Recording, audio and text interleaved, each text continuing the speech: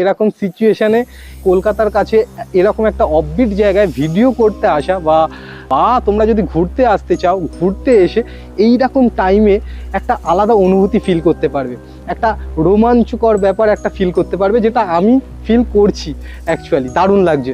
চারিদিকে গাছ দিয়ে ঘেরা পুরানো দিনের বাড়ি, যেখানে যেখানে দরজা জানলা বন্ধ, যেখানে পারমিশন নেই।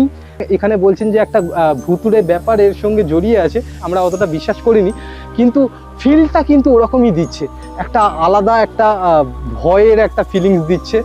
এই যে বাঞ্ছারামের বাগানে সন্ধ্যাবেলায়, পুরো রাত্রিবেলায় বলতে পারো, চারিদিকে অন্ধকার হয়ে গেছে, এই সিচুয়েশানে এখানে বসে থাকার একটা আলাদা ভাইবস কাজ করছে আমাদের। কিন্তু এই সন্ধ্যাবেলায় তোমরা আসতে যেও না, কেননা এই সন্ধ্যাবেলায় এখানে আসার পারমিশন থাকে না বেসিক্যালি। আর সব থেকে বড়ো কথা, সন্ধ্যাবেলায় তোমরা ভালো লাগবে না জায়গাটা, চারিদিকে গাছ, মাঝখানে এই পুরানো বাড়ি। কিন্তু একটু সকালের দিকে যদি আসতে পারো, তাহলে এই জায়গাটা তোমাদের কাছে অনবদ্য একটা জায়গা হতে চলেছে। তো এই যে এটা এক্সপ্লোর করতে করতে কোথাও একটা জল পিপাসা পেয়ে গেছে।